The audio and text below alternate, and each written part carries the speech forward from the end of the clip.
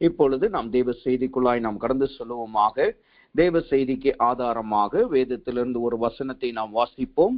எரேமியாவின் புஸ்தகம் 6வது அதிகாரம் 16வது வசனத்தை நாம் வாசிப்போம். எரேமியாவின் புஸ்தகம் 6வது அதிகாரம் 16வது வசனத்தை நாம் வாசிப்போம். அந்த வசனம் எப்படியாக சொல்லுகிறது?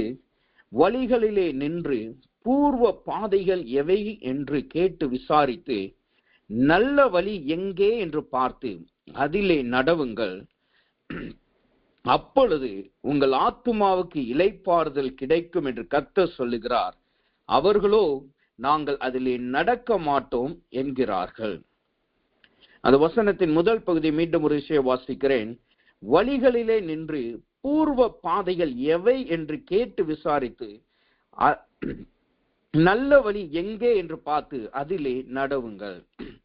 தேவன் தாமே நம்மளோடு இடைபடும்படியாக ஒரு நிமிடம் தேவ செய்திக்காய் நாம் ஜெபிப்போமாக. நாம் ஜெபிப்போம். அன்பின் பரலோக பிதாவே, உம்மை துதிக்கிறோம், ஸ்தோத்திரிக்கிறோம். ஆண்டவரே, இந்த நாளிலும் தேவனுடைய கிருபையும் தயவும் எங்களோடு கொடுக்காய் நன்றி செலுத்துகிறோம். ஆண்டவரே, இம்மட்டும் எங்களை நீர் நடத்தினதுக்காய் நன்றி செலுத்துகிறோம். இப்பொழுதும் நீர் பேசுவீராக. சுய மாமிசம் எல்லாம் மறைக்கப்படுவதாக.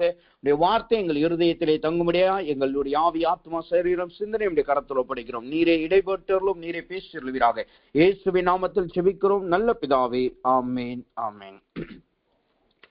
இந்த எரேமியாவின் புஸ்தகம் 6வது அதிகாரம் 16வது வசனத்தின் முதல் பகுதி சொல்லுகிறது, வழிகளிலே நின்று பூர்வ பாதைகள் எவைகள் என்று கேட்டு விசாரித்து நல்ல வழி எங்கே என்று பார்த்து.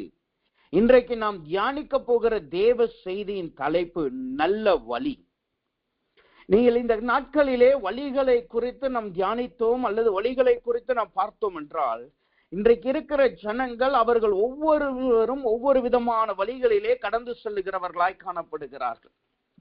ஒவ்வொரு தேவ பிள்ளைகளுமே சரி, அவரவர்களுக்கென்று தங்களுடைய ஞானத்திற்கேற்றபடி, தங்களுடைய வெளிப்பாட்டிற்கேற்றபடி அந்தந்த வழிகளிலே அதை கடந்து சொல்லுகிறார்கள். அதை ஒரு சில கூட்டத்தார் அதை தேவன் வழி நடத்துகிறார் என்று சொல்லுகிறார்கள். சில கூட்டத்தார் எங்களுடைய அனுபவத்தின் வழியாய் நாங்கள் நடந்து சொல்லுகிறோம் என்று சொல்லுகிறார்கள். இதே போல உலகத்தையும் நாம் பார்த்தோம் என்றால், உலகத்தில் இருக்கிறவர்கள் அவரவர்களுக்கு விருப்பப்பட்ட வழிகளிலே அவர்கள் கடந்து சொல்லுகிறவர்களாய் காணப்படுகிறார்கள். நீங்க வாலிபர்கள் மத்தியில இன்றைக்கு பார்த்தோம் என்றால், எந்த வழியிலே போக வேண்டும் என்று சொல்லி அவர்களுக்கு தெரியாதவர்களாய் காணப்படுகிறார்கள். அதைத்தான் இப்போ இந்த இருக்கிற நாட்களிலே, இந்த காலங்களிலே அவர்கள் சொல்லுகிறார்கள் ஐடென்டிட்டி கிரைசிஸ். அதாவது அடையாளங்கள், அவர்கள் அடையாளத்தை குறித்ததான ஒரு கிரைசிஸ் காணப்படுகிறது என்று சொல்லுகிறார்கள். அப்படின்னா என்ன அர்த்தம்? எந்த வழியில போக வேண்டும் என்று சிலருக்கு, அநேகருக்கு இந்த நாட்களிலே தெரியாததாய் காணப்படுகிறது. எந்த வழி அவர்களுக்கு கண்களுக்கு எது புலப்படுதோ அதுல ஓடுகிறார்கள். சில காலங்கள் அதுல ஓடுவாங்க, அதுல முட்டின உடனே திரும்ப வந்துட்டு இன்னொரு வழியில அவர்கள் ஓடுகிறதாய் காணப்படுகிறார்கள். அநேகர் எந்த வழியில போக தெரியாம அப்படியே ஒரே இடத்துல நிற்கிறவர்களா இருக்கிறாங்க. நீங்க பாத்தீங்கன்னா, இன்றைக்கு ஒரு பக்கத்துல ஓரினை சேர்க்கை அதிகரித்து கொண்டிருக்கிறது. ஒரு பக்கத்திலே கடவுள் ஒருவர் கிடையாது என்று சொல்லி அந்த வழியில ஓடுகிறவர்கள் சில பேர் காணப்படுகிறார்கள். சில பேர் அந்த ஓரினை சேர்க்கையில ஈடுபட்டு பின்பு அவர்கள் தேவனால் நடத்தப்பட்டு தேவனுடைய ரட்சிப்பை பெற்று தேவனுக்குள்ளாய் திரும்பினவர்களாய் காணப்படுகிறார்கள். கிறிஸ்தவத்திலே பார்த்தோம் என்றால், ஒருவரோடு ஒருவர் யுத்தம் பண்ணி கொண்டு யுத்தத்தின் வழிகளில் நடந்து செல்லுகிறவர்களாய் இருக்கிறார்கள். சில பேர் எதையும் கண்டு கொள்ளாமல் தேவன் காட்டின பாதையிலே பொறுமையாய் ஓடுகிறவர்களாய் காணப்படுகிறார்கள். அப்ப இன்றைக்கு உலகத்திலும் சரி, கிறிஸ்தவத்திலும் சரி, தேவனுடைய ஜனங்கள் மத்தியிலையும் அநேக விதமான வழிகள் காணப்படுகிறது. அப்ப இந்த வசனம் சொல்லுகிறது பாருங்க, வழிகளிலே நின்று பூர்வ பாதைகள் எவை என்று கேட்டு விசாரித்து. அப்ப வழிகள் என்றால் என்ன அர்த்தம்? வேதம் அதை என்ன காட்டுகிறது? வழிகள் என்றால் அப்போஸ்தலர் புஸ்தகம் 26வது அதிகாரம் 13வது வசனத்தை வாசித்தோம் என்றால், அது முதலாவது ஒரு பிரயாணப்படுகிற பாதையை காட்டுகிறது. வழிகள் என்பது ஒரு இடத்துல இருந்து இன்னொரு இடத்துக்கு பிரயாணப்படுகிறோம் அல்லவா, அந்த பிரயாணத்தை சுட்டி காட்டுகிறதாய் காணப்படுகிறது. இரண்டாவதாக வழிகளை குறித்து வேதம் என்ன சொல்லுகிறது என்றால், எசேக்கியேலின் புஸ்தகம் 18வது அதிகாரம் 30வது வசனத்திலே நாம் வாசித்தோம் என்றால், அந்த வசனம் இப்படியாக சொல்லுகிறது, நம்முடைய வழிகளை வைத்து தேவன் நியாயம் தீர்க்கிறவராய் காணப்படுகிறார். அந்த வசனம் தெளிவாய் சொல்லுது பாருங்க, நான் உங்களின் அவனவன் வழிகளுக்கு தக்க நியாயம் தீர்ப்பேன். அப்ப நாம் எந்த வழிகளில் நாம் நடந்து சொல்லுகிறோமோ, எந்த வழியிலே நாம் கடந்து போகிறோமோ, அந்த வழியை வைத்துதான் தேவன் நியாயம் தீர்க்கிறவராய் காணப்படுகிறார். எல்லாரையும் ஒரே விதத்திலே நியாயம் தீர்க்கிற தேவன் அல்ல. அந்த வசனம் தெளிவாய் சொல்லுது பாருங்க, அவனவன் வழிகளுக்கு தக்கதாக நியாயம் தீர்ப்பேன். அப்ப நாம் எந்த வழிகளிலே நாம் நடந்து சொல்லுகிறோம், அல்லது நாம் மரிக்கும் பொழுது எந்த வழியிலே நாம் கடந்து வந்தோமோ அந்த வழியை வைத்துதான் தேவன் நியாயம் தீர்க்கிறவராய் காணப்படுகிறார். அதனாலதான் வேதம் சொல்லுகிறது, யாரெல்லாம் அதாவது லாவுக்கு உட்பட்டவர்களாய் இருக்கிறார்களோ அவர்கள் அந்த நியாய பிரமாணத்தின்படி நியாயம் தீர்க்கப்படுவார்கள். கிருபைக்குட்பட்டவர்கள் அல்லது புதிய ஏற்பாட்டிற்கு உட்பட்டவர்கள் அவர்கள் வேறு விதமாக நியாயம் தீர்க்கப்படுவார்கள் என்று வேதம் சுட்டி காட்டுகிறது. அப்ப நம்முடைய வழிகளை தான், நம்முடைய வழிகளை வைத்துதான் தேவன் நியாயம் தீர்க்கிறவராய் காணப்படுகிறார். அவ்வளவு முக்கியமானது வழிகளாய் காணப்படுகிறது. மூன்றாவதாக வழிகளை குறித்து நாம் பார்த்தோம் என்றால், 2 நாளாகமத்தின் புஸ்தகம் 17:3-5 வரைக்கும் வாசித்து பார்த்தோம் என்றால், வழிகள் என்பது நம்முடைய சந்ததிக்கு ஆசீர்வாதத்தை சுட்டி காட்டுகிறது. நம்முடைய வழிகளிலே நம்முடைய சந்ததிகள் தேவனுக்கு உகந்தபடி நாம் வாழும் பொழுது, நாம் தேவனுக்கு உகந்தபடி நாம் வாழுகிறவர்களாய் காணப்பட்டால், நம்முடைய சந்ததிகள் நம்முடைய வழிகளை பின்பற்றும் பொழுது அது அவர்களுக்கு ஆசீர்வாதமாய் மாறுகிறது. நம்முடைய வழிகள் தேவனுக்கு உகந்ததாய் இல்லாத பொழுது, நம்முடைய சந்ததிகள் அதை பின்பற்றும் பொழுது அது ஆசீர்வாதம் இல்லாத வழிகளாய் அவர்களுக்கு மாறி போகிறது. எப்படி பார்த்தாலும் ஒரு சந்ததியானது அவர்களுடைய முற்பிதாக்களின் வழிகளிலே நடக்கிறதாய் தான் காணப்படும். இன்றைக்கு நம்முடைய பிள்ளைகள் இருக்கிறார்கள் என்றால் அவர்கள் எப்படினாலும், இப்ப அவர்கள் வேறு வழியிலே போகலாம், அவர்களுடைய வாலிபத்தின் நிமித்தமாய் நம்முடைய சொற்பேச்சுகளை கேட்காமல் போகலாம். ஆனால் ஏதோ ஒரு கட்டத்திலே அவர்கள் நாம் கற்றுக் கொடுத்த காரியத்தை தான் அவர்களுக்கு நினைவு கொண்டு அதுலதான் அவர்கள் நடக்கிறவர்களாய் காணப்படுவார்கள். அப்ப நம்முடைய வழிகள் அது நம்மளை மாத்திரம் நியாயம் தீர்க்கிறதல்ல, நம்முடைய சந்ததியின் நியாய தீர்ப்புக்கும் அது ஏதுவாய் காணப்படுகிறது. உதாரணத்திற்கு நாம் வேதத்திலிருந்து ஒரு வசனத்தை வாசித்தோம் என்றால், எரேமியாவின் புஸ்தகம் 35வது அதிகாரம், எரேமியாவின் புஸ்தகம் 35வது அதிகாரம் 7வது வசனத்தை நாம் வாசித்தோம் என்றால், அங்கு ஒரு சந்ததியை குறித்து பார்க்கிறோம். அந்த வசனம் தெளிவாய் சொல்லுது பாருங்க, நீங்களும் உங்கள் பிள்ளைகளும் என்றைக்கும் திராட்சை ரசம் குடிக்காமலும், வீட்டை கட்டாமலும், விதையை விதைக்காமலும், திராட்சை தோட்டத்தை நடவாமலும், அதை கை கொள்ளாமலும் உங்களுடைய எல்லா நாட்களிலும் கூடாரங்களிலே குடியிருப்பீர்களாக என்று எங்களுக்கு கட்டளையிட்டார். இது யார் சொல்லுகிறா? 6வது வசனம் சொல்ல பாருங்க, ரேகாப்பின் குமாரனாகிய எங்களுடைய தகப்பன் யோனதாப். யார் இந்த யோனதாப்? இந்த யோனதாப் தான் யெகூவினுடைய ரதத்தில் ஏறி, யெகூ யெசபேலை அவளை கொன்ற போது அவன் யெகூவோடு இருந்து அவங்களுடைய எல்லா தீர்க்கதரிசிகளும் கொன்று போட்டவனாய் காணப்படுவான். அங்கு இவன் பக்தி வைராக்கியமாகி அங்கு தேவனுக்காக இவன் தன்னுடைய வாழ்க்கையை அர்ப்பணிக்கிறான். அப்ப அவன் சந்ததிக்கு சொல்லிக் கொடுக்கிறான். என்ன சொல்லிக் கொடுக்கிறான்? நீங்கள் பரதேசியாய் வாழப்போகிற தேசத்துல திராட்சரசம் குடிக்காதீங்க, வீடு கட்டாதிருங்கள், விதை விதைக்கவும் விதை விதைக்காமலும் திராட்சை தோட்டங்களை நடாமலும் இருங்கள் என்று சொல்லி அவர்களுக்கு கற்றுக் கொடுக்கிறான். எல்லாவற்றையும் தேவனையே நம்பி வாழுங்க என்று சொல்லுகிறான். இப்படி யோனதாப் கற்றுக் கொடுத்த உடனே ஜனங்கள் அப்படியே அவனுடைய சந்ததி வாழ்ந்து வருகிறது. அந்த சந்ததி எரேமியாவின் காலங்கள் வரைக்கும் அப்படியேதான் வாழ்ந்து வருகிறது. இதை பார்த்த கர்த்தர் என்ன செய்கிறார்? அவர்களை ஆசீர்வதிக்கிறார். அவர்களை ஆசீர்வதித்து அதே அதிகாரம் 18வது வசனத்துல வாசித்தோம் என்றால், வசனம் சொல்லுது பாருங்க, தேவன் எரேமியாவின் இடத்துல சொல்லுகிறார், நீங்கள் உங்கள் தகப்பனாகிய யோனதாப்பின் கட்டளைக்கு கீழ்ப்படிந்து அவனுடைய கற்பனைகளை எல்லாம் கை கொண்டு அவன் உங்களுக்கு கட்டளையிட்ட இப்படி எல்லாம் செய்து வந்தீர்கள் என்று இஸ்ரவேலின் தேவனாகிய கர்த்தர் சொல்லுகிறார். ஆதலால் சகல நாட்களிலும் எனக்கு முன்பாக நிற்க புருஷன் ரேகாப்பின் குமாரனாகிய யோனதாப் இல்லாமற் போவதில்லை என்று இஸ்ரவேலின் தேவனாகிய சேனைகளின் கர்த்தர் சொல்லுகிறார். இங்க என்ன நடக்கிறது? யோனதாப் சொல்லிக் கொடுத்த ஒரு காரியம், அவன் கடந்து வந்த வழிகள் அவனுடைய சந்ததியை தேவனுடைய சந்ததியில என்றென்றும் நிலைத்திருக்கிற நித்திய உடன்படிக்கை பண்ணுகிறது.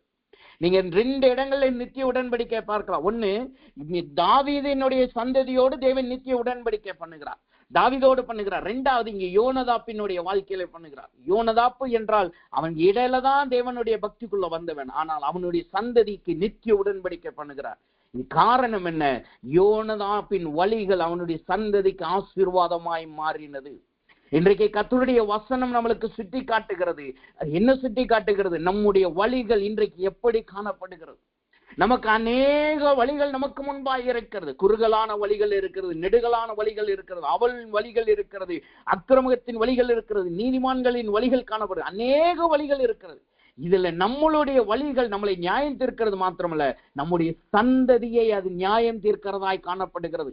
இன்றைக்கு நம்முடைய சந்ததியின் வழிகள் இந்த யோனதாப்பின் வழிகளை போல் நாம் கற்றுக் கொடுக்கிறோமா?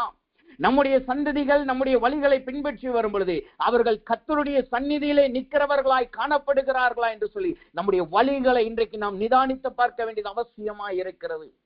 அந்த எரேமியாவின் புஸ்தகம் 6வது அதிகாரம் 16வது வசனத்தை வாசித்தோம் என்றால் அந்த வசனம் தெளிவாக சொல்லுது பாருங்க. வழிகளில் நின்று, வழியில் என்று சொல்லவில்லை, வழிகளில் நின்று. அப்படின்னா என்ன அர்த்தம்? நாம் கடந்து வருகிற ஒவ்வொரு பாதையிலும் நான் நிற்க வேண்டியது அவசியமாய் காணப்படுகிறது. ஐயோ, இன்றைக்கு ஜனங்கள் சொல்லுகிறார்கள், உலகத்தின் ஜனங்கள் சொல்றாங்க, வாழ்க்கை குறிகளானது. வாழ்க்கை என்பது ஒரு குறிப்பிட்ட நாள் தான் நம்ம வாழ போறோம். நம்ம மன விருப்பத்தின்படி நம்ம போலாம், நம்முடைய எண்ணங்களின்படி நம்ம போலாம். எந்த வழிகள் தோன்ற அதுல நீங்க உங்க இஷ்டத்தின்படி போங்க. ஏன்னா நீங்க கொஞ்ச நாள் தான் வாழ போறீங்க, கொஞ்ச நாள்ல மரிச்சு போறீங்க என்று சொல்லுகிறார்கள். அவர்கள் தங்கள் கண்களுக்கு புலப்படுகிற வழிகளிலே ஓடுகிறவர்களாய் காணப்படுகிறார்கள். ஆனா ஒரு தேவக்குள்ள எப்படி காணப்படணுமா? அவர்கள் போகிற எல்லா வழிகளிலும் நின்று அவர்கள் அதை நிற்க வேண்டியது அவசியமாய் காணப்படுகிறது. அப்ப இதுவரைக்கும் நாம் தேவனுடைய பிள்ளைகளாய் காணப்பட்டிருக்கிறோம். எந்தெந்த வழிகளெல்லாம் நாம் கடந்து வந்தோமோ அந்த வழிகளெல்லாம் நாம் நின்று நாம் விசாரித்திருக்கிறோமா என்பதை நிதானித்து பார்ப்போமாக. இந்த எரேமியா 6:16 சொல்லுது பாருங்க. வழிகளில் நின்று பூர்வ பாதைகள் எவைகள் என்று கேட்டு விசாரித்து நல்ல வழி எங்கே என்று பார்த்து நடவுங்கள். அப்ப வழிகளில் நிற்க வேண்டியது அவசியமாய் காணப்படுகிறது.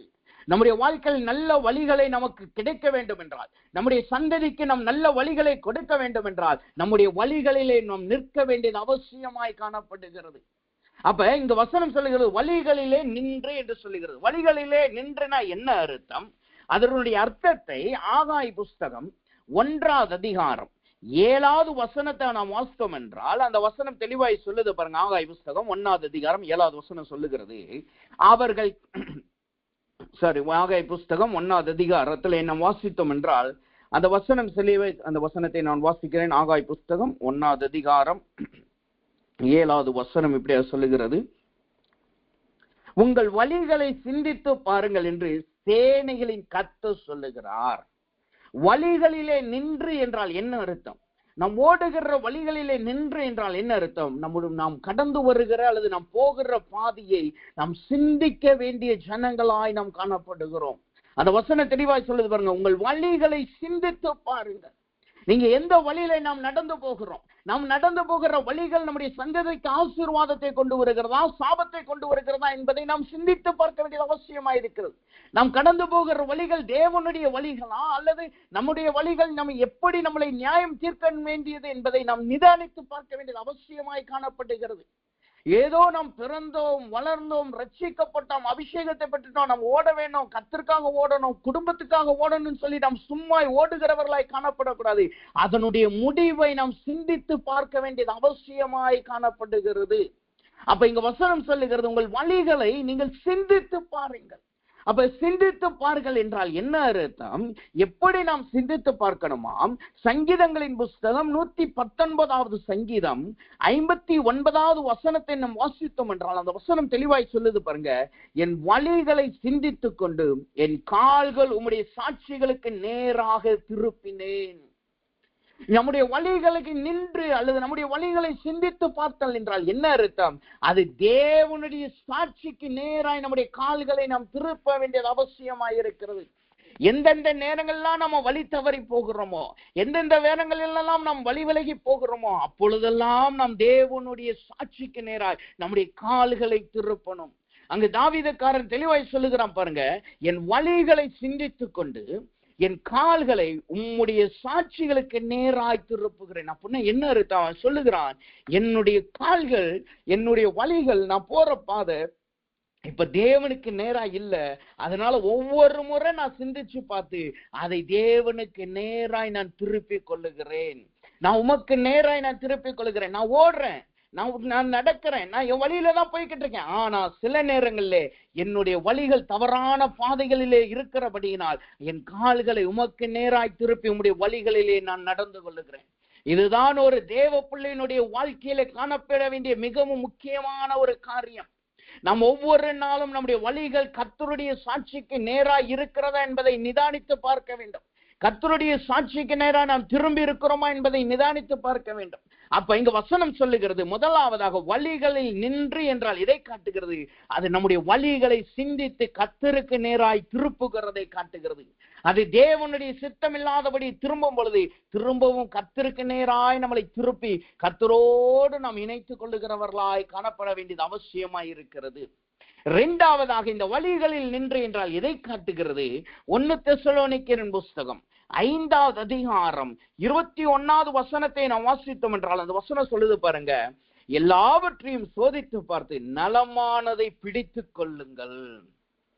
எதற்காக நாம் வழியிலே நிற்கணுமா? முதலாவது நம்மளை நாம் சிந்தித்து பார்க்கணுமா?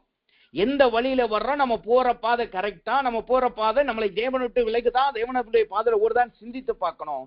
அதை பார்த்து நம்ம தேவன் பக்கம் திரும்புகிறவர்களாய் இருக்கணும். இரண்டாவது, அதை நாம் சோதித்து பார்க்க வேண்டியவர்களாய் காணப்பட வேண்டியது அவசியமாய் இருக்கிறது. நாம் போகிற பாதைகளை சோதித்து பார்க்க வேண்டும். அந்த வசனம் தெளிவாக சொல்லுது பாருங்க, எல்லாவற்றையும் சோதித்து பார்த்து நலமானதை பிடித்துக் கொள்ளுங்க. அடுத்த வசனம் சொல்லுங்க, பொல்லாங்காய் தோன்றுகிற எல்லாவற்றையும் விட்டு விலகுங்கள். அப்ப தேவனுடைய வசனத்தை கேட்கிற நாம் நம்முடைய வழிகளை நாம் சோதித்து பார்க்க வேண்டும். எப்படி நாம் சோதித்து பார்க்க வேண்டும்? கர்த்தரோடு ஒப்பிட்டு பார்க்க வேண்டும். மற்ற மனிதர்களோடு நாம் ஒப்பிட்டு பார்க்க கூடாது. மற்ற மனிதர்கள், மற்ற ஊழியக்காரர்கள், மற்ற தேவ பிள்ளைகளோடு நாம் ஒப்பிட்டு பார்க்க கூடாது. அதை நன்றாய் புரிந்து கொள்ளணும். மற்ற தேவ பிள்ளைகளோடு கண்டிப்பா எதிர்காலமும் நம்மளை ஒப்பிட்டு பார்க்க கூடாது. தேவனோடு நாம் ஒப்பிட்டு பார்க்கணும். நமக்கு முன்மாதிரியா அவருடைய அடிசுவடுகளை வைத்து சென்று கிறிஸ்துவை நாம் கிறிஸ்துவனோடு நம்ம ஒப்பிட்டு அதை சோதித்து பார்த்து அதன் வழியை பிடித்து கொண்டு அதில் நடக்கிறவர்களாய் இருக்கணும். அதுல எதெல்லாம் தேவனுக்கு பிரியமில்லாததாய் காணப்படுகிறதோ, எதெல்லாம் தேவனுக்கு உகந்ததாய் இல்லாமல் காணப்படுகிறதோ அதை நாம் விட்டு விலகுகிறவர்களாய் காணப்படணும். இதை எதற்காக தேவன் சொல்லுகிறார்? இது ஒரு சின்ன உதாரணத்தோடு சொல்லுகிறேன். நம்முடைய வாழ்க்கையை நீங்க யோசித்து பாருங்க. நம்ம ரட்சிக்கப்பட்ட புதுசுல எவ்வளவு தேவனுக்குள்ளாய் வைராக்கியமா இருந்திருப்போம். ரட்சிக்கப்பட்ட புதுசுல எவ்வளவு நம்ம கண்ணீர் விட்டு ஜெபித்திருப்போம். ஆண்டவரே, என்னை நீ ரட்சித்து விட்டீர், நான் பாவத்தில் இருந்து என்னை நீர் நீதிமானாய் மாற்றி இருக்கிறேன், பாவத்தில் யாராலும் மதிக்கப்படாமல் இருந்த என்னை இன்னைக்கு என்னை எல்லாரும் மதிக்கிற மாதிரி மாற்றி இருக்கிறேன், என்னை நீ ரட்சித்திருக்கிறேன்னு சொல்லி ஒவ்வொரு நாளும் தேவ சமூகத்தில் நம்ம அழுதுருப்போம்.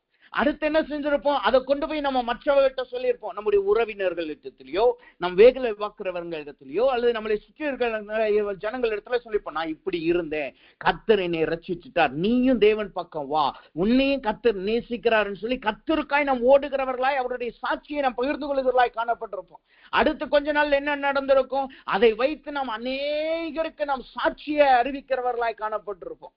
ஆனா அப்படியே காலம் போக போக போக வேத வசனத்தை அதிகமாய் படிக்க ஜெபிக்க படிக்க வளர ஆரம்பிச்ச உடனே நமக்குள்ளாய் ஒரு எண்ணம் வந்திருக்கும், நான் நல்லா ஜெபிக்கிறேன், நான் தேவனுக்காய் ஓடணும் சொல்லி கர்த்தருக்காய் ஓடி நம்முடைய தனிப்பட்ட வாழ்க்கையை தேவனை விட்டு விலகினவர்களாய் நாம் காணப்பட்டிருப்போம். ஆதியிலே இருந்த வைராக்கியம் இன்றைக்கு நமக்குள் இல்லாமல் இருக்கும். ஆதியில இருந்த ஜெப நேரங்கள் இன்றைக்கு நம்முடைய வாழ்க்கையில் இருக்காமல் இருக்கும். அன்னைக்கு நம்ம 4 மணி நேரம் ஜெபிச்சிருப்போம், இன்னைக்கு 1/2 மணி நேரம் ஜெபிக்கிறதே நம்மளுக்கு கஷ்டமா இருக்கும். அன்னைக்கு 1 மணி நேரம் முழங்கால் நின்றுப்போம், இன்னைக்கு 5 நிமிஷம் முழங்கால நிக்கிறது கஷ்டமா இருக்கும். அன்னைக்கு முழங்காலே நின்று வேதத்தை வாசித்திருப்போம், இன்னைக்கு வேதத்தை பிடிக்கிறதே கஷ்டமா இருந்திருக்கும். அன்னைக்கு எல்லாருக்கும் முன்பாய் நம்ம பைபிளை தூக்கிட்டு நடந்து போயிருந்திருப்போம் தெருக்கல்ல. ஆனா இன்னைக்கு வேதத்தை தூக்கிட்டு நடக்கிறதுக்கு கூச்சப்படுகிறவர்களாய், கேவலப்படுகிறவர்களாய், ஐயோ மற்றவர்கள் பார்த்தா என்ன யோசிப்பார்களோ என்று சொல்லி அதை நாம் யோசிக்கிறவர்களாய் நாம் காணப்படுவோம். ஏனென்றால் இன்றைக்கு நம்முடைய பார்வைகள் நம்மளை சோதித்து பார்க்கிறது அல்ல, அநேகரை மற்றவர்களை சோதித்து பார்க்கிறதாய் காணப்படுகிறது. நேற்றைய தினத்திலே ஒரு வீடியோ நான் பார்த்து கொண்டிருக்கும் பொழுது அதுல அந்த ஒரு மனிதன் அந்த வீடியோ குறித்து சொல்லுகிறான். அவன் தேவனை ஏற்றுக்கொள்ளாதவன், தேவனுடைய ரட்சிப்பை பெற்றுக் கொள்ளாத ஒரு புறஜாதியான். அந்த மனுஷன் சொல்லுகிறான், அந்த மனுஷன் அவனுடைய வீடியோல சொல்றான், என்ன சொல்லுகிறான்? அவன் ஒரு வேதாத்மத்துக்கு புறம்பான ஒரு காரியத்தை செய்கிறான். ஆனா அந்த மனுஷன் செய்கிற காரியத்தை பார்த்துட்டு, அவன் வீடியோ போடுறத பார்த்துட்டு நிறைய கிறிஸ்தவர்கள், உண்மைக்கு நிறைய கிறிஸ்தவர்கள் அந்த வீடியோவுக்கு கீழே போய் கமெண்ட் போடுறாங்க. என்ன கமெண்ட் போட்டிருக்காங்க? இது வேதத்துக்கு புறம்பானது, இது தேவன் ஏற்றுக்கொள்ள மாட்டார், இது தேவனுக்கு விரோதமா நீங்க பாவம் செய்யறீங்க, கர்த்தர் உங்களை நியாயம் தீர்ப்பார், கர்த்தர் உங்களை அடிப்பார்னு சொல்லி அவனுடைய வீடியோக்கு, அந்த மனுஷனுடைய வீடியோவுக்கு கீழே நிறைய கமெண்ட்ஸ் பைபிளுக்கும் தேவனுடைய நியாய தீர்ப்பு சொல்றதா இருக்கு. ஆனா அந்த மனுஷன் அந்த வீடியோ எடுத்துட்டு வந்து அந்த வீடியோல அந்த கமெண்ட்ஸ்க்கெல்லாம் ரிப்ளை கொடுக்கிறாரு. என்ன கொடுக்கிறாரு? அந்த வீடியோலயே யாரெல்லாம் இப்பெல்லாம் இந்த வேதத்தை வச்சு கமெண்ட் பண்ணிருக்காங்களோ, கர்த்தர் உங்களை நியாயம் தீர்ப்பார், நீங்க பாவம் செய்திருக்கேன் கமெண்ட் பண்ணிருக்காங்களோ, அவங்க இந்த கமெண்ட் பண்ணவங்களுடைய அந்த அந்த அந்த கமெண்ட் போட்டவர்களுடைய ஒவ்வொருத்தவங்களுடைய ப்ரொஃபைலையும் பார்த்து சொல்றாப்ல, இவங்க சொல்றாங்க வேதத்துக்கு இது புறம்பானன்னு சொல்றாங்க. ஆனா அவங்க சினிமா பாட்டுல இன்னொருத்தவங்களோட டியூட் பாடி அந்த வீடியோவை அவங்க யூடியூப் சேனல்ல போட்டிருக்காங்க. ஒருவர் சொல்றாங்க இது கர்த்தர் அங்கீகரிக்க மாட்டார், கர்த்தர் உங்களை அழிப்பார்னு போட்டிருக்காங்க. ஆனா அவங்களுடைய வீடியோல பார்த்தா அரை நிர்வாணமா ட்ரெஸ்ஸை போட்டுட்டு ஆடிக்கிட்டு அதை போட்டிருக்கிறாங்க அப்படின்னு சொல்லி அவர்களுடைய ப்ரொஃபைலை பார்த்து சொல்லுகிறார். எதற்காக நான் இதை சொல்லுகிறேன்? இன்றைக்கு தேவ பிள்ளைகள் எப்படி காணப்படுகிறார்கள்? தங்களை சோதித்து பார்ப்பதை காட்டிலும் அவர்கள் மற்றவர்களுடைய வழியை சோதித்து பார்க்கிறவர்களாய் இருக்கிறார்கள். அவன் பாவம் செய்யறான், அவர்கள் மீறுதல் செய்கிறார்கள், அவர்கள் தேவனுக்கு விரோதமாய் நடக்கிறாங்க, அவங்க தேவனுடைய சித்தத்தில் நடக்கல, அவங்க வேதத்துக்கு புறமாய் நடக்கிறான்னு சொல்லி மற்றவர்களை குற்றம் சாட்டுகிறவர்களாய் காணப்படுகிறார்கள், மற்றவர்களை சோதித்து பார்க்கிறவர்களாய் இருக்கிறார்கள். ஆனா வேதம் சொல்லுகிறது, நம்ம முதலாவது நீ ஆயத்தப்படு, பின்பாக ஆயத்தப்படுத்து. அப்ப நாம் முதலாவது நம்மளை நாம் சோதித்து பார்க்கிறவர்களாய் காணப்பட வேண்டும். அதனாலதான் வேதம் சொல்லுகிறது, வழிகளில் நின்று சோதித்து பாருங்கள், எல்லாவற்றையும் சோதித்து பாருங்க. நீங்க பேசுறதுக்கு முன்னாடி உங்களுடைய வார்த்தையை நீங்க சோதித்து பாருங்க. மற்றவங்களுக்கு ஏதாவது கற்றுக் கொடுக்க போறீங்களா, அதுக்கு முன்னாடி நீங்க நடக்கிறீங்களா என்று சோதித்து பாருங்கள் என்று வேதம் நம்மளுக்கு கற்றுக் கொடுக்கிறதா இருக்கிறது. 4 நாளைக்கு முன்பாக எங்களுக்கு இங்க ஒரு பாஸ்டர்ஸ் கேதரிங் நாங்கள் வைத்திருந்தோம். இங்க இருக்கிற இங்க லாமனா டவுன்ல ஒரு பாஸ்டர்ஸ் கேதரிங், இங்க 18 சர்ச் இருக்கு. எல்லா சர்ச்சுக்கும் இன்வைட் பண்ணி அங்க இருக்கிற பட்டணத்துக்கு ஜெபிக்கிறதுக்காகவும் 27ஆம் தேதி ஒரு ப்ரோக்ராம் இருக்கிற அந்த ஸ்பெஷல் ப்ரோக்ராமுக்காக ஜெபிக்கிறதுக்காக எல்லாரும் சேர்ந்து உபவாசம் இருந்திருந்தோம். 6 மணி நேரம் உபவாச ஜெபம். அந்த ஜெபத்துல நம்மளுக்கு அன்னைக்கு தான் அந்நிய பாஷை ஜெபம் நடந்தது. அதை கலந்து கொண்டுதான் பின்பாக அந்நிய பாஷை ஜெபத்துல நான் கலந்து கொண்டேன். அந்த 6 மணி நேர உபவாச ஜெபத்திற்கு நான் போயிருக்கும் பொழுது அங்கு ஒரு போதகர் ஒரு காரியத்தை சொன்னார். அவர் தான் அங்க பிரசங்கம் அல்ல, ரெஃப்ளெக்ஷன். ஒரு வசனத்தை வாசித்து அந்த வசனத்துக்குரிய அதுல கர்த்தர் என்ன கற்றுக் கொடுக்குறான்னு சொல்லி ஒரு 5-10 நிமிஷம் அவர் பேசுவார். அவ்வளவுதான், பிரசங்கம் கிடையாது. அந்த வசனத்தை மட்டும் விளக்கி சொல்லுவார். அப்படி அந்த வசனத்தை விளக்கி சொல்லும் பொழுது அவர் ஒரு காரியத்தை சொன்னார். நம்ம அநேகர் மற்றவர்கள் ரட்சிக்கப்படணும், மற்றவங்க விசுவாசிகளா மாறணும், மற்றவங்க தேவனுக்குள்ள வரணும் என்று நம்ம சுவிசேஷம் சொல்றோம், பிரசங்கம் பண்றோம், ஓடுகிறோம். ஆனா நம்முடைய குடும்பம் இன்னைக்கு எப்படி இருக்கு என்பதை நாம் நிதானித்து பார்க்கணும்னு சொன்னார். அவர் ஒரு காரியத்தை சொன்னார். நான் என்னுடைய மனைவிக்கு ஒரு காரியத்தை ஒரு ஆன்லைன்ல பிசினஸ் பண்றவங்களா இருக்காங்க. அதை பார்த்து என் பிள்ளை வீட்டில இருந்து ஒரு பொருளை கொண்டு வந்து சொல்றாப்புல, இது $5 வித்து கொடுங்க என்று சொல்லி அந்த பிள்ளை சொல்லுது. அதை பார்த்த உடனே எனக்கு என் மனைவிக்கும் ஒரு கேள்வி வந்துச்சு. நான் எங்களிடத்துல இருந்து தான் எங்களுடைய பிள்ளைகள் கற்றுக்கொள்கிறார்கள் என்கிற உணர்வு அங்க வந்துச்சுன்னு சொல்லி அந்த பாஸ்டர் அதை உதாரணமா சொன்னார். அப்போ ஒரு காரியத்தை சொன்னார். நம்ம எல்லாருக்கும் தேவனுடைய வசனத்தை சொல்லி கொடுக்கிறோம், எல்லாருக்கும் தேவன் இப்படி நடக்கணும்னு சொல்றோம். ஆனா நம்முடைய வாழ்க்கையை நாம எப்படி நடத்துகிறோம்? நம்முடைய குடும்பம் இன்னைக்கு எப்படி இருக்கு? அது கர்த்தருக்குள்ள இருக்கா? அது ஜெபிக்கிறதுக்குள்ள இருக்கா? நம்முடைய பிள்ளைகள் தேவனுக்குள்ளாக இருக்கிறாங்களா? அவங்க எப்படி வாழ்றாங்கன்னு சொல்லி அதை நாம் நிதானித்து பார்த்து இருக்க வேண்டும் என்று அவர் அந்த வார்த்தையை சொன்னார். அப்பொழுதுதான் அது எனக்கு தெளிவாய் தோன்றினது. அது அந்த காரியத்தை பார்க்கும் பொழுதுதான் அப்பொழுதுதான் தேவன் இந்த வசனத்தை கொடுத்தார். உங்களுடைய வழிகளை நிதானித்து பாருங்கள். நம்முடைய வழிகளை நாம் சோதித்து பார்க்க வேண்டியது அவசியமாய் இருக்கிறது. அப்ப இன்றைக்கு கர்த்தர் சொல்லுகிறார், நீங்க நல்ல வழியை தெரிந்து கொள்ள வேண்டும் என்று ஓடுகிறீர்கள், நல்லதுதான். அதுக்கு முன்னாடி நீங்க வழிகளிலே நின்று என்று கர்த்தர் சொல்கிறார். முதலாவது நில்லுங்க. நீங்க ரொம்ப நேரம் ஓடுகிறத நிறுத்துங்க. அங்கங்க ஓடுகிறத நிறுத்துங்க. இங்க போய் நான் ஊழியம் பண்ணலாமா, இங்க போய் சத்தியம் சொல்லலாமா, இங்க போய் கத்திரிக்காய் வாழலாமா, ஏதாவது கத்திரிக்காய் செய்யலாமா, அதை முதல்ல நிறுத்துங்க. நீங்க ஓடுகிற வழியை முதலாவது நில்லுங்க. அந்த வழியில நின்று முதலாவது சிந்தித்து பாருங்கள், 2வது சோதித்து பாருங்கள். உங்களை நீங்களே நீங்க நிதானித்து பாருங்க, சோதித்து பாருங்க. நீங்க சோதித்து பார்த்தால் நீங்க மற்றவர்களால் நியாயம் தீர்க்கப்பட மாட்டோம். மற்றவர்களால் ஒரு காலமும் நியாயம் தீர்க்கப்பட மாட்டோம். அப்ப கர்த்தர் சொல்லுகிறார், முதலாவது சிந்தித்து பார்ப்போம், இரண்டாவது நம்முடைய வழிகளை நாம் சோதித்து பார்ப்போம். இன்றைக்கு நம்முடைய வழிகள் இன்றைக்கு எப்படி இருக்கு? நம்முடைய வழிகள், நம்முடைய குடும்பங்கள் எப்படி காணப்படுகிறது? நாம் கர்த்தருக்குள்ளாக இருக்கிறோமா? வசனத்துக்குள்ளாக காணப்படுகிறோமா? நாம் மற்றவர்களுக்கு சொல்லிக் கொடுக்கிறோமே, நாம் எப்படி காணப்படுகிறோம் என்பதை நிதானித்து பார்ப்போமாக. பிரதான ஆசாரியர்களும் லேவியர்களும் இப்படி நிதானித்து பார்க்காதது நிமித்தமாகத்தான் அவர்கள் மற்றவர்களுக்கு கற்றுக் கொடுக்கிறதுலயே அவர்கள் ரொம்ப பிஸியா இருந்ததுனாலதான் இயேசு கிறிஸ்துவையே அவர்களால் அறிந்து கொள்ள முடியல. இயேசு கிறிஸ்துவுக்கே அவர்கள் பாடம் கற்றுக் கொடுக்க நினைத்தார்கள். காரணம் என்ன? தங்களுடைய வழிகளை அவர்கள் சோதித்து பார்க்காததுனாலதான். இன்றைக்கு கர்த்தர் கேட்கிறார், நம்முடைய வழிகளை நாம் சோதித்து பார்க்கிறோமா?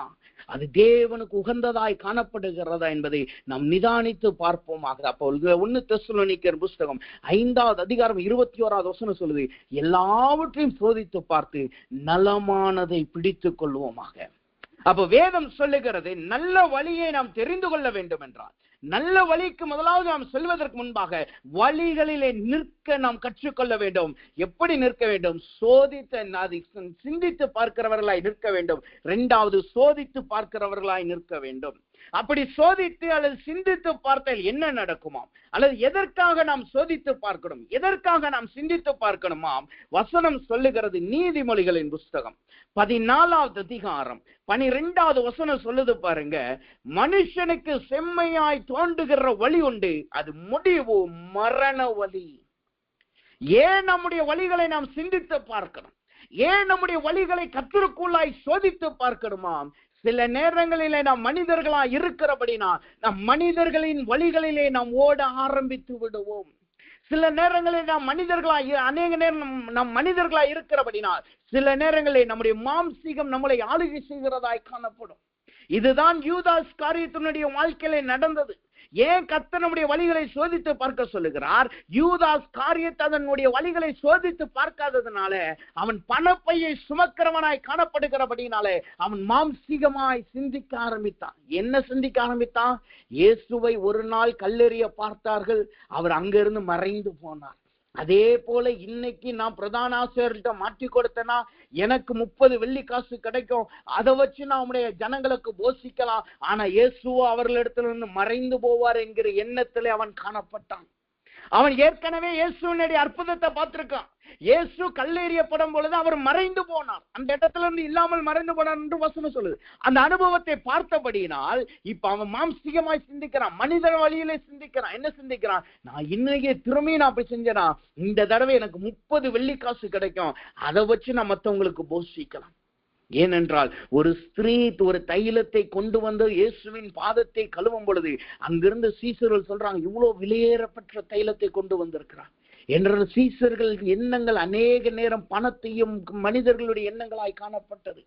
இன்றைக்கு நாம் தேவ பிள்ளைகளாய் இருக்கிறோம், நாம் ரட்சிக்கப்பட்டு இருக்கிறோம், ஆனாலும் அநேக நேரம் மனிதர்களுடைய எண்ணங்கள் நம்மளை ஆளுகை செய்யும். இன்னொன்னு தெரியுமா? சீசர்கள் இயேசு மரித்த பின்பு 3ஆம் நாள் அவர் உயிர்த்தெழ போகிறாதையே என்கிறதை அவர்கள் மறந்து போயிருந்தாங்க. அவர்கள் மனிதர்களுடைய சிந்தனையில இருந்தாங்க, ஆவிக்குரிய சிந்தனையில இல்ல. ஏன் தெரியும்? அதற்கு உதாரணம் என்ன தெரியுமா? இயேசு கிறிஸ்து தன் உயிர்த்தெழுந்த பின்பு முதலாவது தன்னை காண்பித்தது யார்? மகதலேனா மரியாளுக்கு. அவள் சீசர்களால் அவள் புறக்கணிக்கப்பட்டவளாய் காணப்பட்டிருந்தாள்.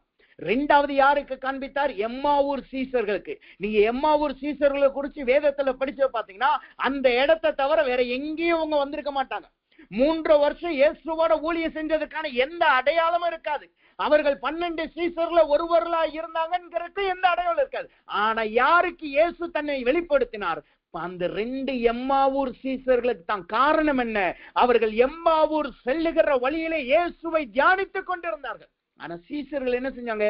3 வருஷம் இயேசு கூட இருந்துட்டு அவர்கள் பூட்டின அறைக்குள் பயந்து கொண்டு மனிதர் சிந்தனையிலே அவர்கள் காணப்பட்டார்கள். அதனாலதான் இயேசுவினுடைய உயிர்த்தெழுதலை முதலாவது அவர்களால் தரிசனிக்க முடியல. அவர்கள் 3 வருஷம் இயேசுவோட ஊழியம் செய்து என்ன பிரயோஜனம்? இயேசுதான் அவர்களுக்கு வெளிப்பட்ட ஒளியே. இயேசுக்காய் அவர்கள் காத்திருந்து அவரை தரிசிக்க முடியல. இன்றைக்கு அநேக தேவ பிள்ளைகளுடைய வாழ்க்கை இதுதான். கர்த்தருக்காய் ஓடுகிறோம், கர்த்தரால் ரட்சிக்கப்பட்டிருக்கேன், அவருக்காய் நான் ஊழியம் செய்கிறேன் என்று ஓடுகிறோம், மற்றவர்களுக்கு நாம் சொல்லிக் கொடுக்கிறோம், மற்றவர்களை ஆயத்தப்படுத்துகிறோம். ஆனால் இன்றைக்கு நம்முடைய வழிகளை நாம் தியானிக்காமல் நாம் காணப்படுகிறோம். அதனால என்ன நடக்குது? அநேக நேரம் நம் மனிதர்களுடைய எண்ணங்களிலே நாம் ஓடுகிறவர்களாய் காணப்படுகிறோம், நம்முடைய சுய எண்ணங்களிலே நாம் ஓடுகிறவர்களாய் காணப்படுகிறோம். இது என்ன செய்கிறது? அநேக நேரம் நம்முடைய வழிகளை மரணத்துக்கு ஏதுவான வழிகளை கொண்டு போகுது. அப்படின்னா என்ன அர்த்தம்? இயேசுவாகிய ஜீவனுடைய வழியை விட்டு நம்மளை வழிவிலக செய்கிறதாய் காணப்படுகிறது. இதனாலதான் தாவீதுக்காரன் சொல்லுகிறான், என்னுடைய வழிகளை நான் சிந்தித்து பார்த்தேன், கால்களை என் தேவனுடைய சாட்சிக்கு நேராய் திருப்புகிறேன். இன்றைக்கு நம்முடைய கால்களை தேவனுக்கு நேராய் நாம் திருப்புவோமாக. நம்மளை நாமளே நாம் சோதித்தறிந்து மனித சுய எண்ணத்திலிருந்து ஆவிக்குரிய சிந்தனையிலே நாம் ஓடுகிறவர்களாய் நாம் காணப்படுவோமாக. அப்ப இங்க வசனம் சொல்லுகிறது, வழிகளிலே நின்று. எதற்காக வழியிலே நிற்கணுமாம்? பூர்வ பாதைகள் எவை என்று கேட்டு விசாரித்து நல்ல வழிகளிலே நடக்கணும். அப்ப வேதம் சொல்லுகிறது நல்ல வழியிலே நடக்கணும். அப்ப நல்ல வழி என்றால் என்ன அர்த்தம்? அதனாலதான் இயேசு சொன்னார், யோவான் புஸ்தகம் 14வது அதிகாரம் 6வது வசனத்துல இயேசு சொல்றாரு பாருங்க. 6வது வசனத்துல சொல்லுகிறார், நானே வழியும் சத்தியமும் ஜீவனுமாய் இருக்கிறேன். எதற்கு அதை சொல்றாரு? அதுக்கு முந்தின வசனம் சொல்லுது பாருங்க, தோமா அவரை நோக்கி, ஆண்டவரே, நீர் போகிற இடத்தை அறியோமே, வழியை நாங்கள் எப்படி அறிவோம் என்றார்கள். இன்னைக்கு நாம நம்முடைய வழிகளை சிந்தித்து பார்க்கிறோம், நம்முடைய வழிகளை சோதித்து பார்க்கிறோம். அது தவறு என்று தெரிந்துருச்சு. நம்ம ஏதோ ஒரு காரியத்துல தவறி போயிருக்கோம், ஏதோ ஒரு காரியத்துல கர்த்தருக்கு பிரியமில்லா இருக்கும். இப்ப எப்படி நாம் கர்த்தருக்கு பிரியமான வழியில நடக்கிறது? எது கர்த்தருடைய சித்தமான வழி, எது தேவனுடைய வழி என்பது எப்படி நாம் புரிந்து கொள்கிறது? அதனாலதான் இயேசுவை தோமா கேட்கிறான், அப்படிதான் கேட்கிறான், ஆண்டவரே, நான் எந்த வழி நல்ல வழி என்பதை தெரிந்து கொள்வது. உடனே இயேசு சொல்லுகிறார், நானே வழியும். அப்ப இன்றைக்கு தேவனுடைய சமூகத்தில் இருக்கிற நாம் கிறிஸ்துவோடு நம்மளை நாம் ஒப்பிட்டு நாம் கிறிஸ்துவோடு நம்மளை ஒப்பு கொடுப்போமாக, தேவனிடத்துல ஒப்பு கொடுப்போமாக. ஆண்டவரே, நான் நல்ல வழியிலே நடக்கிறவனாய் காணப்படும், எனக்கு நல்ல வழியை நீங்க கற்றுக் கொடுங்க என்று தேவன் சமூகத்திலே நாம் கேட்கிறவர்களாய் காணப்படுவோமாக. அப்ப இயேசு சொல்லுகிறார், அவரே நல்ல வழியும், அவருடைய வழியை நாம் பின்பற்றுகிறவர்களாய் காணப்படணும். அப்ப நல்ல வழியை நாம் நடக்க வேண்டும் என்றால் அதற்கென்று சில குறிப்புகளை தேவன் வேதத்திலிருந்து நம்மளுக்கு கொடுத்திருக்கிறார். ஒருவன் நல்ல வழியிலே நடக்கணும் என்றால் கிறிஸ்துவன் பின்பற்றணும், அது உண்மைதான். ஆனா அதே நேரத்துல அவர்கள் பிராக்டிஸ் பண்ண வேண்டிய அல்லது அவர்களுக்கென்று ஒரு சில குவாலிபிகேஷன் இருக்கிறது. நாம் இயேசுவினுடைய பிள்ளைகள், இயேசுவை நாம் சொந்த ரட்சகராயிருக்கிறோம், இயேசுவின் பின்பாய் நடக்க ஆரம்பிக்கிறோம். அப்படி நடக்கும் பொழுது நாம் பின்பற்ற வேண்டிய சில காரியங்களை தேவன் நம்மளுக்கு கற்றுக் கொடுக்கிறார். இன்னைக்கு அநேகம் நினைக்கிறாங்க, நான் ரட்சிக்கப்பட்டுட்டேன், இனிமே நான் என்ன செய்தாலும் கர்த்தர் என்னை மன்னிப்பார், நான் என்ன செய்தாலும் தேவ சமூகத்துல நான் போயிருவேன், என் ரட்சிப்புக்கு எந்த பாதிப்பும் இல்லை என்று நினைக்கிறார்கள். அப்படி கிடையாது. நாம் கிறிஸ்துவை பின்பற்றுகிறோம், அது உண்மைதான். கிறிஸ்துவினுடைய வழிகள் நடக்கிறோம், உண்மைதான். அதே நேரத்துல நம்முடைய வழிகளை நாம பார்த்து நடக்கலைனா, அந்த வழிகளுக்கு தேவையான இதுல நம்ம போகலைனா, நம் வழி தப்பி போக வேண்டியது காரணம். நம் அநேக நேரங்களில் வழி தப்பி போகிறவர்களாய் காணப்படுவோம். உதாரணத்திற்கு, நீங்க ஒரு ரோட்ல போறீங்க, அந்த ரோடு உங்களை, நீங்க உதாரணத்துக்கு சென்னையில இருந்து நாகர்கோவில் போறீங்கன்னு வச்சுக்கோங்க, திருநெல்வேலி போறீங்க. திருநெல்வேலி போறது, நீங்க போற ரோடு திருநெல்வேலிக்கு தான் கொண்டு போகுதுன்னு உங்களுக்கு தெரியும். மதுரை வரைக்கும் வந்துட்டீங்க, மதுரையில இருந்து அப்படியே டைரக்டா போட திருநெல்வேலி தான் கூகுள் மேப் காட்டுது, உங்களுக்கு தெரியும் டெஸ்டினேஷன் அதுதான். அப்படி நீங்க போகும்போது அந்த மதுரையில ஒரு ரவுண்டான வருது, ரவுண்டான வர்ற வழியில ரைட்ல லெப்ட்ல போனா தூத்துக்குடி, ரைட்ல போனா திருநெல்வேலி. நான் திருநெல்வேலி நேரா போன திருநெல்வேலி என்று தெரியும் நம்மளுக்கு. ஆனா அங்க வர்ற ரவுண்டானத்துல நம்ம நேரா போனா என்ன நடக்கும்? ஒண்ணு போய் முட்டுவோம், இல்லைன்னா தூத்துக்குடி பாதையில நம்ம போயிடுவோம். திருநெல்வேலிக்கு நம்ம எப்பயும் போக முடியும். அதே போலதான் கிறிஸ்துவனுடைய ஜீவியம், தேவ பிள்ளைகளுடைய வாழ்க்கையும். நம்ம கிறிஸ்துவர் சொந்த ரட்சகரை ஏற்றுக்கிட்டோம், ரட்சிப்பை பெற்றுட்டோம், உண்மைதான். ஆனா அதே நேரத்துல நமக்கென்று சில ரெக்யர்மெண்ட்டை கர்த்தர் வைத்திருக்கிறார், சில காரியங்களை தேவன் வைத்திருக்கிறார். அதன்படி நடந்தால் மாத்திரமே நம்முடைய ரட்சிப்பிலே நாம் நிலைத்திருக்க முடியும். அதன்படி நடந்தால் மாத்திரமே நாம் கர்த்தருக்குள்ளாக நாம் நிலைத்திருக்க முடியும். அதன்படி நடந்தால் மாத்திரமே இயேசுவின் வழியிலே நாம் நடக்கிறவர்களாய் காணப்பட முடியும். அப்ப இங்க வேதம் சொல்லுகிறது, நல்ல வழியிலே நீங்கள் நடவுங்கள். அப்ப நல்ல வழி என்ன என்றால் என்ன, அதற்கு என்ன ரெக்யர்மெண்ட், அதுல என்ன, அதை எதை பிடித்து நாம் நல்ல வழியில நடக்கணுமாம்? வசனம் சொல்லுகிறது, 1 ராஜாக்களின் புஸ்தகம் 2வது அதிகாரம் 4வது வசனத்தை நாம் வாசித்தோம் என்றால் அந்த வசனம் தெளிவாய் சொல்லுது பாருங்க.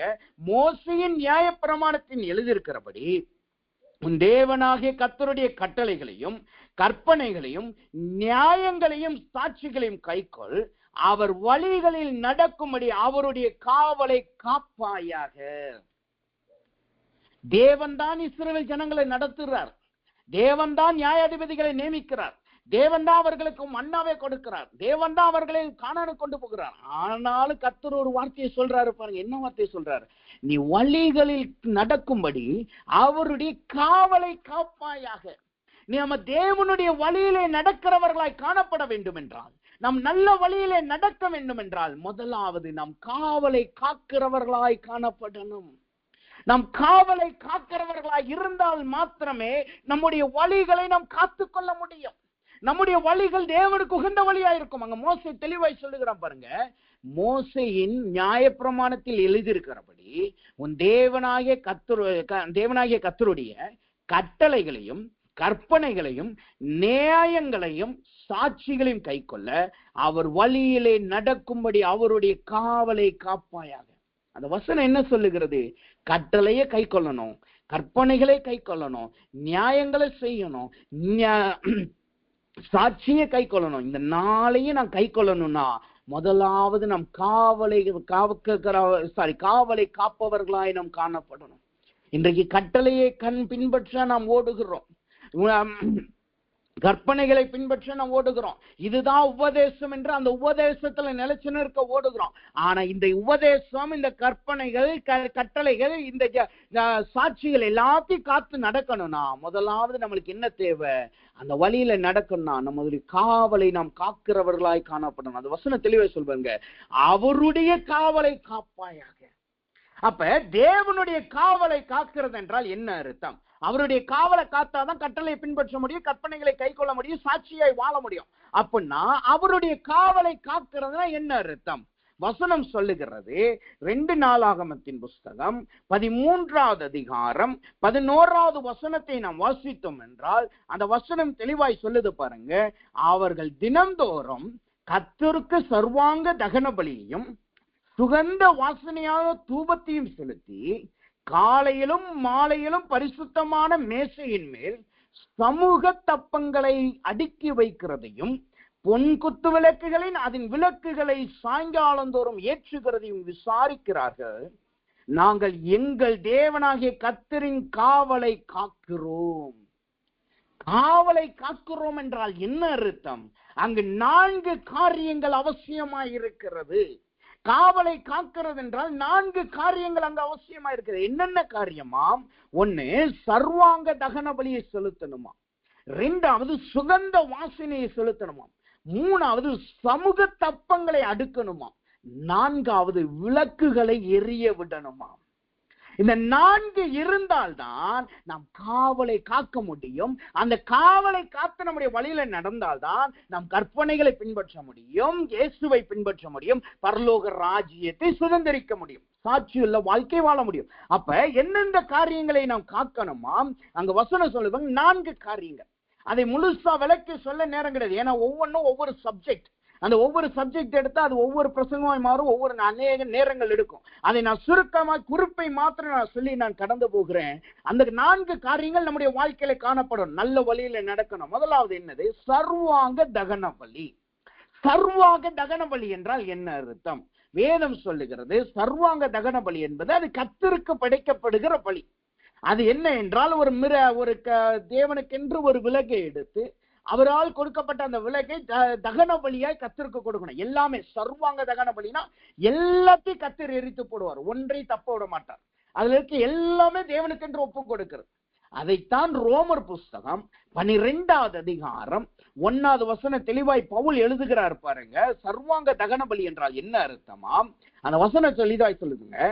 அப்படி இருக்க சகோதரரே, நீங்கள் உங்கள் சரீரங்களை பரிசுத்தமும் தேவனுக்கு பிரியமான ஜீவ பலியாய் ஒப்பு கொடுக்க வேண்டும் என்று தேவனுடைய இரக்கங்களை முன்னிட்டு வேண்டிக் கொள்ளுகிறேன். இங்க ஜீவ பலி என்று சொல்லி, ஜீவ பலி என்றால் சர்வாங்க தகன பலியை தான் காட்டுகிறது. அப்ப சர்வாங்க தகன பலி என்றால் எப்படி கொடுக்கணுமா? அது சொல்லுது பாருங்க, பரிசுத்தமும் தேவனுக்கு பிரியமான ஜீவ பலி. சர்வாங்க தகன பலி என்றால் அதற்கு கொண்டு வருகிற அந்த பறவைகளோ ஆடோ மாடோ அது குறையற்றதா இருக்கணும். அதுல எந்த ஒரு பழுதும் இருக்கக்கூடாது. அதைத்தான் இங்க பரிசுத்த ஆவியானவர் எழுதி வைத்திருக்கார். எப்படி எழுதி வைத்திருக்கார்? நாம் பரிசுத்தமாக, தேவனுக்கு பிரியமாக, உலகம் எதிர்பார்க்கிற பரிசுத்தம் அல்ல. வெள்ளையும் போடுறது அது கிடையாது. நம்ம ஜனங்கள் எதிர்பார்க்கிற பரிசுத்தம் அல்ல. நம்முடைய சபை எதிர்பார்க்கிற பரிசுத்தம் அல்ல. ஏனென்றால் இன்னைக்கு சபைகள் வித்தியாசமான பரிசுத்தத்தை எதிர்பார்க்கிறாங்க. அது கிடையாது. அங்க வசனம் சொல்லுது பாருங்க, தேவன் எதிர்பார்க்கிற கர்த்தருக்கு பிரியமான பரிசுத்தம். கர்த்தருக்கு பிரியமான பரிசுத்தம் என்றால் என்ன அர்த்தம்? அவர் நமக்குள் வாசமாய் இருக்கிறார் என்கிற உணர்வு, நாம் தேவனுடைய ஆலயமாய் இருக்கிறோம் என்கிறதை உணர்ந்து கொள்ளுகிறது. இந்த ஆலயத்தை கெடுத்து போடுகிறவன், தேவனுடைய ஆலயத்தை கெடுத்து போடுகிறவனா இருக்கிறவனால் கர்த்தர் அவனை கெடுத்து போடுவார் என்று வசனம் சொல்லுகிறது. காரணம் என்ன? நம்முடைய சரீரத்தை நாம் பரிசுத்தமாய் பார்த்து கொள்ளணும். நம்முடைய நடக்கையிலே நாம் பரிசுத்தமாய் இருக்கணும். கர்த்தருக்கு பிரியமாய் நடக்கணும். தேவனுக்கு விரோதமாய் நம்ம நடக்கக்கூடாது. தேவனுக்கு விரோதமாய் பொய் சொல்லி நடக்கக்கூடாது. சண்டை போட்டு நடக்கக்கூடாது. நம்முடைய நடக்கை பரிசுத்தமாய் இருக்கணும். நம்முடைய பேச்சு பரிசுத்தமாய் இருக்கணும். நம்முடைய பார்வைகள் பரிசுத்தமாய் இருக்கணும். நம்முடைய கையின் கிரியைகள் பரிசுத்தமாய் இருக்கணும். பரிதானம் வாங்கக்கூடாது, லஞ்சம் வாங்கக்கூடாது. நம்முடைய கண்கள் பரிசுத்தமாய் இருக்கணும். பார்க்கிற பார்வைகள் தெளிவாய் இருக்கணும். நம்முடைய சிந்தனைகள் குறிப்பாய் பரிசுத்தமாய் இருக்கணும். நம்முடைய சிந்தனைகளிலே நாம் பாவம் செய்கிறவர்களாய் இருந்தோம் என்றால் நம் சரீரத்திலே பாவம் செய்கிறவர்களாய் காணப்படுகிறோம். ஏனென்றால் ஒரு மனுஷனுக்குள் பாவம் நுழைவது சிந்தனையில் தான். ஆதாம் ஏவாளுக்குள்ள வாழ்க்கையில பாவம் நுழைந்தது எப்படி? ஏவா அந்த பாம்பு நீ பழத்தை சாப்பிடு என்று அவளை கட்டி போட்டு வாயில ஊட்டி விட்டானா? கிடையாது. அவ செய்தது என்ன? தேவன் சொன்னாரே இதை சாப்பிடக்கூடாது. அவளுடைய சிந்தனையில ஒரு குழப்பத்தை கொண்டு வந்தான்.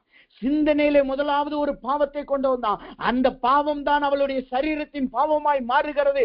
அதன் பின்பாக அவளுடைய புருஷனின் பாவமாய் மாறுகிறது. அதன் பின்பாக உலகத்தின் பாவமாய் அது மாறுகிறது. அதனுடைய வித்து எங்க போடப்பட்டது? சிந்தனையிலே. அப்ப வேதம் சொல்லுகிறது, நாம் சர்வாங்க தகன பலிகளை கொடுக்கிறவர்களாய் இருக்கணும். ஒவ்வொரு நாளும் தேவனுடைய சமூகத்துல நாம் ஜீவ பலியாய் ஒப்பு கொடுக்கணும். அப்ப நல்ல வழியிலே நாம் நடக்கணும்னா என்ன அர்த்தம்? நம்முடைய நடக்கையிலே நாம் பரிசுத்தமாய் முதலாவது காணப்படணும். நம்முடைய வாழ்க்கை முழுவதும் பரிசுத்தமாய் இருக்கணும். நம்முடைய பேச்சிலே, நம்முடைய வார்த்தைகளிலே, உறவுகளிலே, மற்றவர்களிடத்திலே வேதம் சொல்லுது, மற்றவர்களை மனிதர்களாய் மதியுங்கள் என்று சொல்லுகிறது. மற்றவர்களை மதிக்கிறதிலே நாம் பரிசுத்தமாய் இருக்கணும். அவர்கள் எளியவர்கள், பிச்சைக்காரர்கள் என்று அவர்களை தூஷணமாய் எண்ணக்கூடாது. அவர்கள் நம்மளை விட்டு குறைந்தவர்கள் என்று, அவர்கள் ஜாதியிலே குறைவுள்ளவர்களோ இனத்திலே குறைவுள்ளவர்கள் என்று நாம் பேசிக்கொள்ளக் கூடாது. அதிலே நாம் பரிசுத்தமாய் இருக்கணும். அவர்களும் தேவனால் சிருஷ்டிக்கப்பட்டவர்கள், அவருடைய சாயலில் இருக்கிறவர்கள். அப்ப வேதம் சொல்லுகிறது மனிதர்களை மதிக்கணும். அப்ப எல்லாவற்றிலும் நாம் பரிசுத்தமாய் காணப்படணும். அப்ப வேதம் சொல்லுகிறது வழிகள், நல்ல வழிகளிலே முதலாவது நாம் நடக்கணும்னா, இயேசுவை நம்முடைய சொந்த வழிகளாய் நாம் ஏற்று நடக்கணும்னா முதலாவது நம் சர்வாங்க தகன பலியாய், நம்மளை ஜீவ பலியாய் ஒப்பு கொடுக்கிறவர்களாய் காணப்படணும்.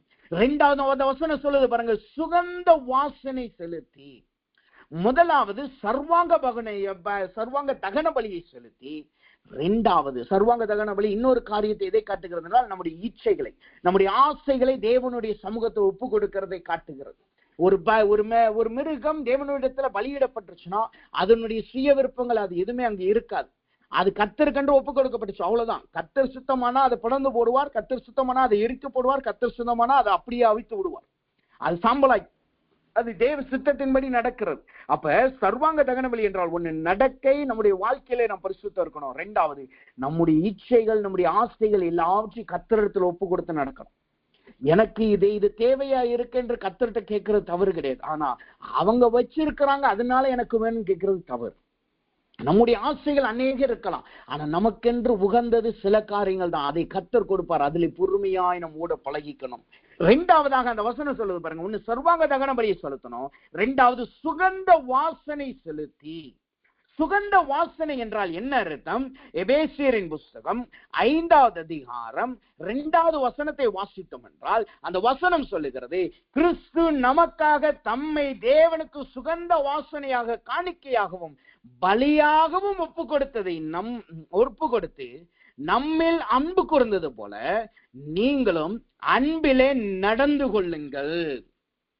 சுகந்த வாசனையா இருக்கிறது என்றால் என்ன அர்த்தம்? அநேகர் நினைக்கிறோம் சுகந்த வாசனை என்றால் தேவனை துதிக்கிறது, மணிக்கணக்காய் கர்த்தரை ஆராதிக்கிறது, பாட்டு பாடுறது, தேவனுக்கு பிரியமான வார்த்தையை பேசுகிறது என்று நாம் நினைக்கிறோம். ஆனா வேதம் என்ன சொல்லுகிறது? சுகந்த வாசனை என்றால் என்ன அர்த்தமாம்? வசனம் சொல்லுகிறது அது மற்றவர்களிடத்தில் நம் அன்பாய் நடந்து கொள்ளுகிறது. கிறிஸ்துவின் அன்பை நம் மற்றவர்களுக்கு வெளிப்படுத்துகிறது தான் சுகந்த வாசனை. 1000 ஸ்தோத்திர பலி எடுக்கிற சுகந்த வாசனை அல்ல. மணிக்கணக்கா தேவ சமூகத்துல ஸ்தோத்திர பலி இட்டுட்டு நம் பக்கத்து வீட்டுக்காரங்கிட்ட போய் சண்டை போடுறதுக்கு சுகந்த வாசனை அல்ல.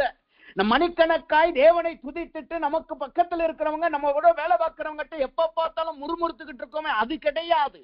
வீட்டுல எப்ப பார்த்தாலும் சண்டை போட்டுக்கிட்டு இருக்கோமே, அது கிடையாது. வேதம் சொல்லுகிறது சுகந்த வாசனை என்றால் தேவனுடைய அன்பை வெளிப்படுத்துகிறது. அப்ப இயேசுவே வழி என்று நாம் அவருடைய வழியில நடக்கணும்னா இன்னைக்கு கர்த்தர் நம்மளை எதை சோதித்து பார்க்க சொல்லுகிறார்? எதை நாம் சிந்தித்து பார்க்கணுமா? நாம் கர்த்தருடைய அன்பை வெளிப்படுத்துகிறோமா என்பதை நிதானித்து பார்ப்போம். நம்ம வேலை பார்க்கிற இடத்துல கிறிஸ்துவின் அன்பை வெளிப்படுத்துகிறோமா? நம்முடைய சபைகளிலே நாம் அன்பை வெளிப்படுத்துகிறோமா? நம் ஊழியம் செய்கிற இடத்துல தேவ அன்பை வெளிப்படுத்துகிறோமா? நம்முடைய குடும்பத்துல தேவ அன்பை வெளிப்படுத்துகிறோமா?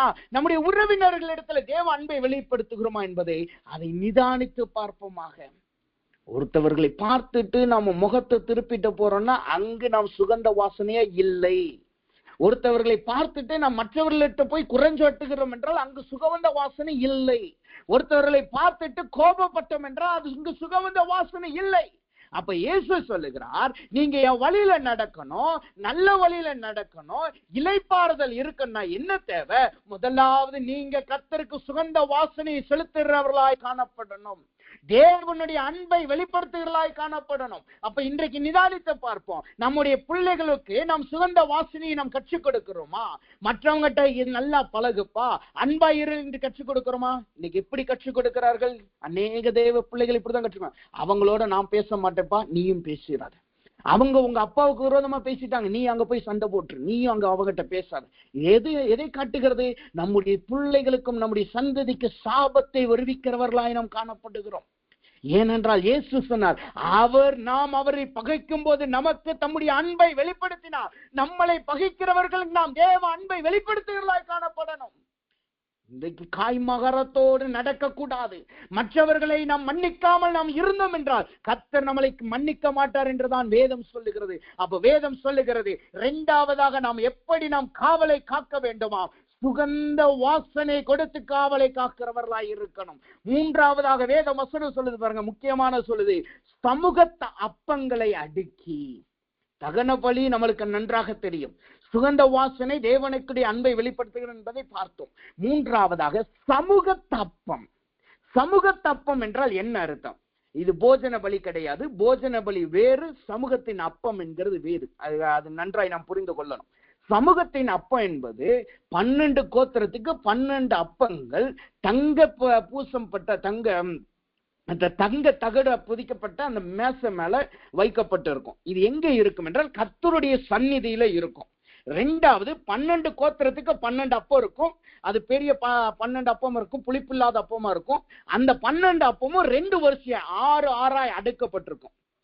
மூன்றாவதாக இந்த 12 அப்பம் எப்படி, அந்த சமூகத்த அப்பம் எப்படி அழைக்கப்படுகிறது என்றால் பரிசுத்த அப்பம் என்று அழைக்கப்படுது. ஏனென்றால் 1 சாமுவேல் 21:6 பாத்தீங்கன்னா, தாவீது அவனுடைய ஆட்கள் போய் அபிமெலேக்கிட்ட கேட்கிறாங்க, எங்களுக்கு அப்பத்தை கொடுங்கன்னு கேட்கிறான். அவன் சொல்றான், பரிசுத்த அப்பத்தை தவிர ஒண்ணும் இல்லை. அதுதான் சமூகத்தின் அப்பத்தை தான் அங்க காட்டுகிறது.